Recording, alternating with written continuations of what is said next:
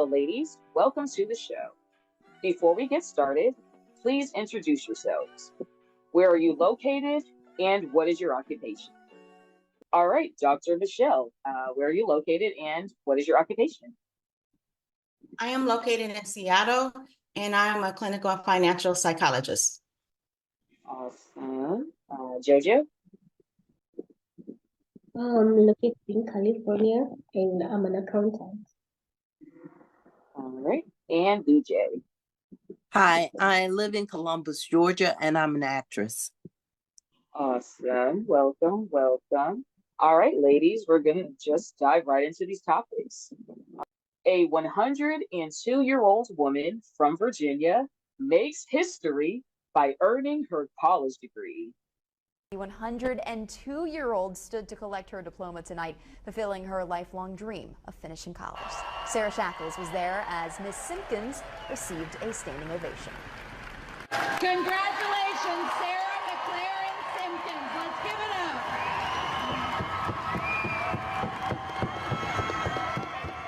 At 102 years old, Sarah Simpkins is proof that anything is possible if you set your mind to it, fulfilling her lifelong dream of finishing college, made all the sweeter by graduating alongside her granddaughter. I'm just honored that I can walk across the stage with her, and this is something that I could always have a memory of. Simpkins now has her certificate in early childhood education, part of Bright Point Community College's 2024 graduating class.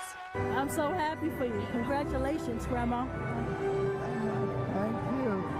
I never thought I would ever make it, but I've come here. Did you have fun doing it? I had a lot of fun. I can't even express my emotions right now. It was all an idea, and we're here now. And I'm just so excited for my grandmother that she accomplished what she wanted, and she started 82 years ago at the age of 102, graduating. The accomplishment of a lifetime. Do you have a dream that you would still like to achieve? Dr. Michelle, please unmute and answer. I do.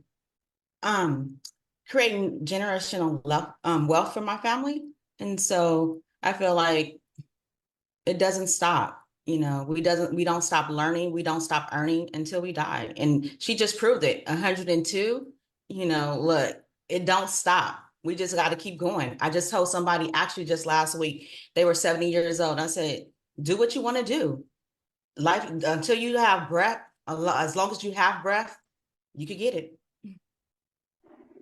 Yes, thank you, Dr. Michelle. All right, let's see. Jojo? All right, Jojo, do you have a dream that you would still like to achieve? Yes, I have a dream. I would love to be an actor, though I'm not. And that is because of my circumstances. And maybe one day I will give it a trial. Hello. Awesome, awesome. Yeah. Awesome. BJ? The same for me. First of all, I wanted to say about the film or about the video that it just brought me to tears to see that she achieved that goal. And I felt that way mainly also about her granddaughter too, in the sense that I know how much I love my grandmother, and to see her go along with that at 102, it just reminds me of that we all need people. And I think sometimes for my dream, I really, really would like to have a very successful acting career. You know, I've had a 38-year career and I do stage and different things, but, getting that huge break, that's my dream. And I can continue to pursue it. But I get that from the clip, though, that you need help from other people to really be successful. And I think that's what that's the part that I'm missing, that I feel so strongly about it. But I should know that other people really have to help me as well. Yes, thank you so much, BJ. Thank you, ladies. All right, so we're actually going to move on to the next topic. Hello and welcome to Fedishh. I am so very excited to introduce you to our bath, body, and beard self-care products. Our products are natural, healthy, and good for you. Products like natural deodorant, body oil, bath bombs, beard oil, etc., etc. You can shop at fetish.com, FEDISHH.com. You can also find us on Instagram at MyFetish and Facebook at Fedishh. Come find your fetish. I'm a metal furniture artist and also a resin artist, and these are a few items that I've handmade myself. Right here you have all of my handmade drain coasters and magnets. We have one of my portable barbecue grills, and right here we have one of my outdoor tables.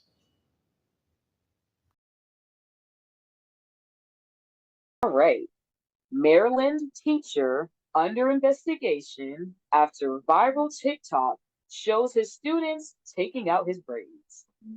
A teacher is under investigation over TikTok videos that have gone viral. The teacher in question teaches at the Maya Angelou French Immersion School in Prince George's County. One of the videos shows female students taking out his braids in the classroom, and that's where a lot of people argue it's inappropriate. Lily Zhang's on the story tonight. She's standing by live now with those details tonight. Lily? Hey, Jim. So the school district says that this teacher has been reassigned out of the classroom. Those we spoke with who have seen this video say they agree with the district. It's wrong. One, you can get fired from that. No teacher should be touching another, letting a student touch him, or should be letting, that's just inappropriate. Because if it was my daughter, I'd be up at school.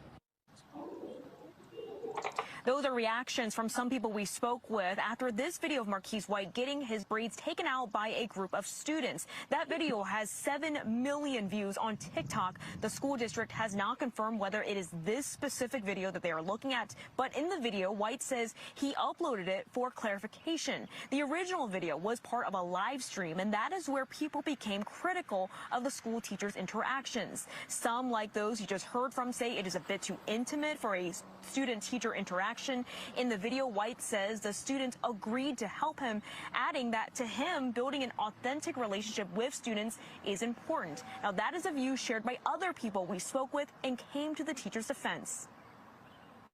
He ain't do nothing wrong. People been doing people's heads since ages. He ain't do nothing wrong. That's how the older people relate to the younger generation. From first glance, I personally think that the teacher is doing an outstanding job of bonding with his kids and making them feel safe. So that's just my opinion. Was it inappropriate for the students to unbraid the teacher's hair? All right. Was it inappropriate for the students to unbraid the teacher's hair? And I will start with you, Dr. Michelle. I think it was. I think it creates a power dynamic. And it's personal. You know, this is a teacher. This is not like a family member. And I get that they're talking about, he's bonding with the students. There are so many ways that the teacher can bond with the students. He could bond with other type of activities where they don't have to touch his person. And so touching his hair, that's just really personal. And I understand one person said people have been doing hair for ages. Yes, they do hair outside of work. He was actually at work and he had students touching him. If it was my child, I would be appalled if they were touching another student, a faculty's hair. To me, that creates something that's really personal. And to me, especially when it's a man, it's just, to me, it's too much. Awesome. Thank you, Dr. Michelle. Jojo, same question to you. Well, as for me, I don't think he was wrong. I really think it's all about perspective. And as you can see, the older generation, I'm sorry to say so, but the older generation are the ones who are saying that it was wrong. But I feel like he was creating a good, conducive environment for the students to get along, and at least they can. I feel like if my child was in that classroom and he or she had an issue, it will be easier to approach the teacher because I can see that he. Guys, my name is Labrie. I am 23 years old, born and raised in Dallas, Texas. I have a podcast called Mrs. Understood. Mrs. Understood is created to inspire and encourage young women that they have a voice. Podcast is not only to inspire young women, but to build a sisterhood. Please come and share your story and join Mrs. Understood podcast. Thank you. He's created a good relationship with the students. All right, thank you. BJ? I personally feel like he should not have had them touching his hair. I mean, I think there's a separation. One of my, I asked another friend of mine who was a teacher, and she said that, teachers have a lot of control over teenagers. So I thought it was very inappropriate. I'm glad that he didn't lose his job. But I think because she even thought that maybe he was doing it after school and opposed to being in school. But if it is his job to teach them, unless there was some kind of special program going on or something, and maybe there was, but no, I just think it's better to not have your hands or not have them putting their hands on you. And yes. And if that's just being older, that's being older, because I just think too many things happen. They get they have different expectations, or they think that they can touch the teacher, and they should not be. It's a matter of respect both ways. Thank you, BJ. Author Lauren helps Black women ask for what they deserve at work.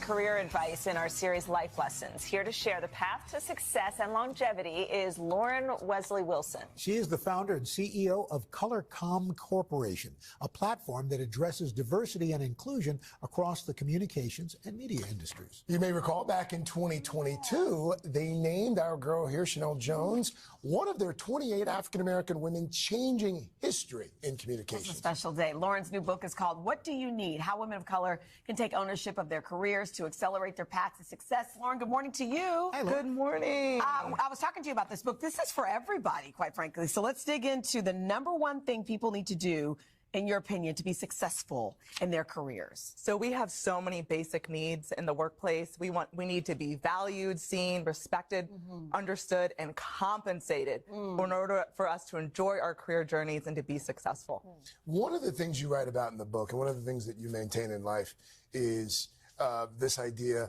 that people should not bring their full selves to the workplace. Correct. But, for years, I think we've all heard, bring your whole self. Yeah. And I don't leave some of it home. Yeah. Leave it at home. We've heard bring your full self to work for many years now. I debunk that myth. Okay. Because we want to bring the best parts of ourselves, the parts that allow us to connect with our coworkers, shared interest around TV shows, movies, travel plans, leave the family drama and relationship issues and all that stuff at home. So bring the things that allow you to connect with your colleagues. Bring that to the workplace. Bring that, absolutely. So with this generation now, especially kind of working hybrid, being at home, how do you stand out? How do you make name yourself, especially if you're not in the office? Good question. That's a great question. First starts with doing good work. So often we want the accolades, the awards, the shine, but it starts with doing good work, producing a series of wins, and learning as much as you can. And then get involved across the company, participate in the culture, and join outside other organizations, join committees, boards, get involved. Okay. What do you mean by play the game? Play the game, and that's what I talk about in my book. Play the game. There's these unspoken rules in order to be successful, and your company is not going to sit you down and say, this is what you need to be successful here. Much of that you're going to have to learn outside of the office. Or find a mentor. Find a mentor, find a sponsor, and I coined this term in my book called Godmothers and Godfathers, and those are people who can advance your career by 10 years if they knew you. That's good. Yeah. So, naturally, it's important to take risks in your career, but you're not just like taking risks willy-nilly. I mean, how do you make sure you take the right ones? I talk about taking calculated risks. It's about timing and it's about opportunity, but it all goes back to doing good work first, because if you take that risk, and it fails, you need to have a safety net. You need to fall back on something. You need to produce something good so they can say, you know what, it didn't really work out, but I know Lauren's a good performer, so we'll look the other way. We'll forgive her this time. And what do you mean by look inward? Look inward, because much of what we do, we put a lot of blame on our employers. But this book is about taking ownership of your career, your workplace productivity, good or bad. How do you contribute to the workplace, good or bad, and taking ownership? I love that. And don't overthink is also. Don't overthink it. Just do it. Just do it. Take the risk. I've never been guilty of that. Do you agree with Lauren that developing personal relationships with coworkers is necessary for achieving your work goals? All right. And I will start with you, BJ. What are your thoughts on that? Absolutely. Okay, I think that to start, you know, you're not in a silo. You got to have other people who get on board. They bring you the energy as well, and it helps you. And now I don't agree when she talks about, she gave an example in some of her other things talking about going to ice hockey with people. If you're really not into ice hockey, but I don't think you have to go, but I think you do have to find common ground, because people feel like they know you when they get a chance to have a meal with you or do some other kind of activity with you, and you get a bond in doing that, and they know who you are. And I think that is so important. So yes, 100%. I tell people all the time when I'm talking to them, especially people that are graduating from college, I just tell them, you need to show up all the time. Show up at events with people who are doing the things that you want to do. Because if you don't, you miss out on that connection. And some of my best opportunities have come from being around other people who enjoy the same things that I enjoy. Thank you, BJ. Jojo? Do support and empathy is necessary, because even if you're not going to climb up the ladder, when you have a good personal relationship with your coworkers, you get to have ideas that you can use outside your career to grow yourself, because we all know that career-wise, most of the time you don't grow as a person. You only wait for your paycheck and pay your bills and at least live not to live an extravagant life, but to live comfortably. So I think when you've created a good relationship with your coworkers, they will be comfortable sharing ideas which you would implement in your life to grow as a person and also grow financially. All right, thank you. And Dr. Michelle? I agree with every single thing that you said, VJ, because yes, except for the hockey that she was talking about, because it's so interesting. Right now, I am actually looking into getting into hockey because of the networking. Because sometimes there are people there that we don't, see sometimes, but we need to network in things that we are not used to doing. Because no, I'm not into hockey. However, there are people that I might want to network with. And not only that, with the coworkers, sometimes like working in our niche, there are things that they have that we don't, but we want to polish up on those things. So getting along with those, seeing where they are going or where they have been is really great. We want to, again, one of the things the article says that you're invisible, you're not seen. So we want to make sure that we are being seen, and then that they know actually what we do. So what we specialize in, what we bring to the table, which is really great. And so what we bring to the table, so when we network, we can say, actually, this is what I do. This is what I do to enhance the company. And so, or enhance what I'm doing in our business. And so I believe it's a great idea. Thank you, Dr. Michelle. The Black Wife Effect trend on TikTok has mixed responses. Back to the Factor Uncensored, time for Angela After Dark, returning our attention to a new online trend, a trend called the Black Wife Effect. The trend features interracial couples, many of them between black women and white men. It compares how the men look before meeting their wives, their black wives, to present day.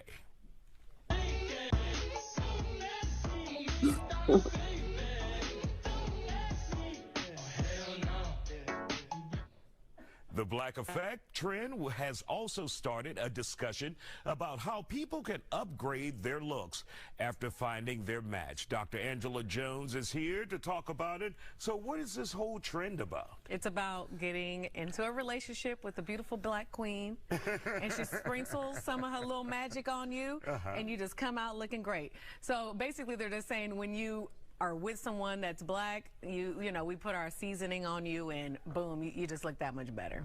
And of course, many people, I mean, it's not a whole lot of content, not a lot of people disagreeing with it.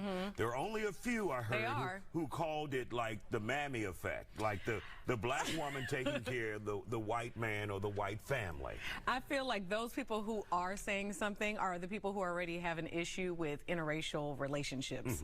So they just, you know, they're adding on top of that. But honestly, in any relationship, if you go into a relationship and you don't make your partner better in mentally, physically, emotionally, in some type of way, then what are you doing anyway? So if you come into a relationship and I'm like, babe, you know, you look better in a purple shirt than the blue shirt, you may wear the purple shirt. It's a slow effect. It usually is not an immediate thing. You know, we want to look good for our partners. And so I just feel like this is kind of like part of that.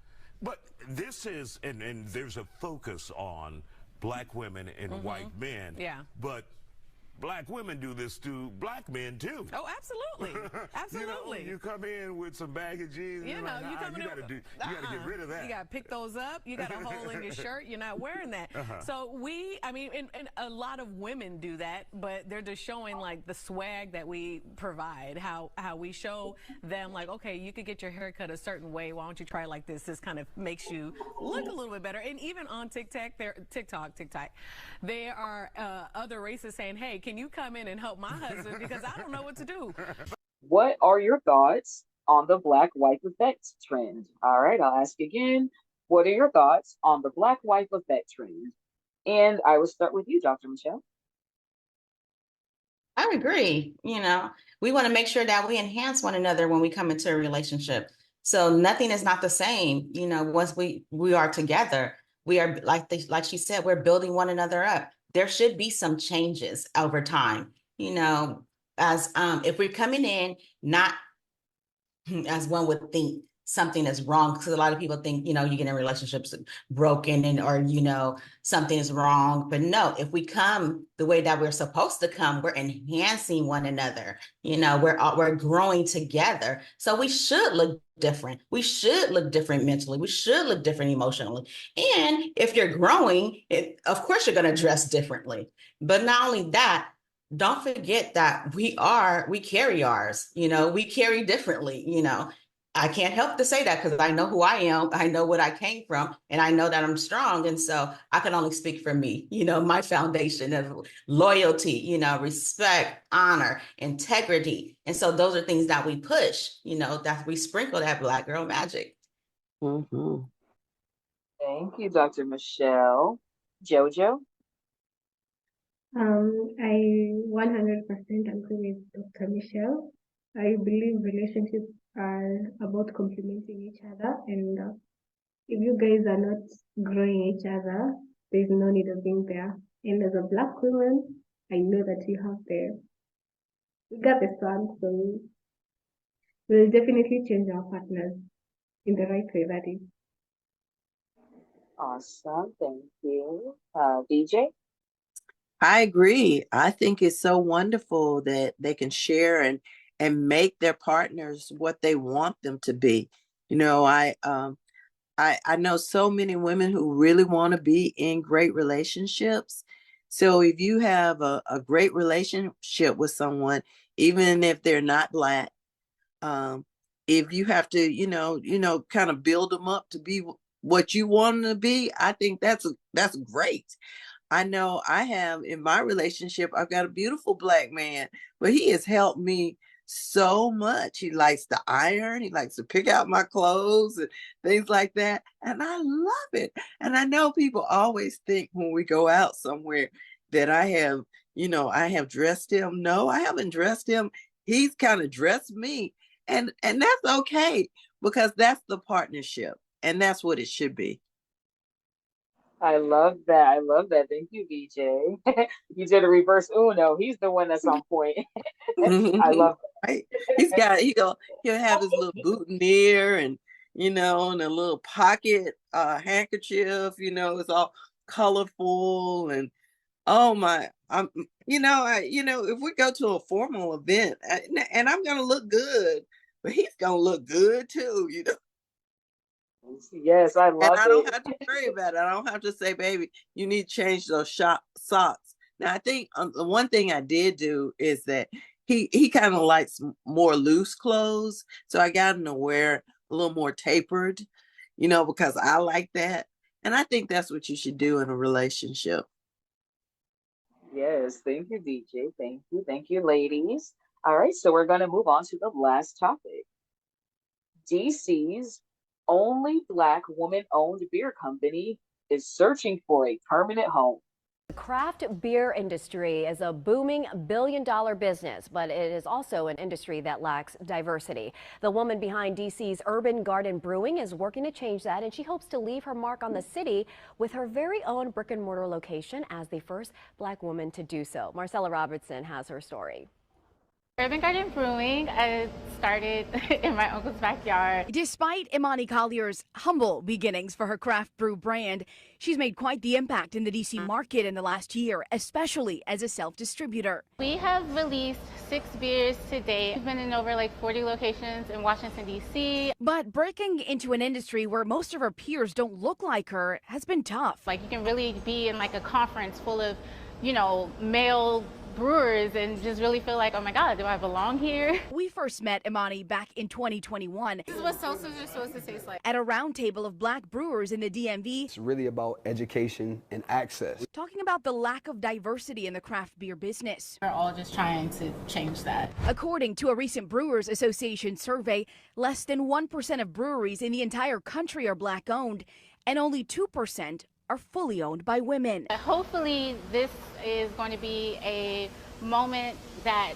opens doors for more. Urban Garden Brewing is getting ready to sign a lease for a physical location in Fort Totten, a community fundraiser now up and running to help them get over the hump of the initial legal and permitting costs. It's going to be about art meets craft beer, meets a little luxury, very intimate, and I think it's something that DC has not seen before. But Imani's hope is that this tavern-style brew pub won't just change what the industry looks like, but change who's drinking the beer too. I think that we're going to be able to open the doors for a lot of new beer drinkers as well. And you'll see a lot more ladies, Black women, sipping beer at the bar. Are you a beer drinker? Are you a beer drinker? All right. So I will start with Dr. Michelle. Are you a beer drinker? Not really, but I want to taste her beer because she has all those different flavors that it's like, it seems exciting, So I'm always open to experiment. So I'm like, is she in my area? Do they ship out? So I want to taste it. Yes, exactly. It looks yummy. I love the labeling. All right. Exactly. Jojo? Well, no, I'm not, but I will definitely like to promote her and buy for my friends who I know drink beer. Yeah, but I'm not. Awesome, awesome. And BJ? No, I'm not a beer drinker, but I like to go to breweries. They've got a lot of great ones in Atlanta, like warehouses. They're great meetups. And I think she's doing the right thing. I love the fact that she's going to different locations. If her beer is as delicious as she says it is, she'll have her own place before you know it. In fact, I was reading her story, and she's come a long way in the time frame. So I'm like Dr. Michelle. I'll try her beer, but I'm not really a beer drinker. I'm a Moscato drinker, but I love the fact that she likes that, and people seem to love what she produces. All right. Thank you. Thank you, VJ, and thank you, ladies. Well, I enjoyed speaking with you, ladies, and I look forward to meeting up again. Like, comment, and subscribe to our YouTube channel to join our next conversation.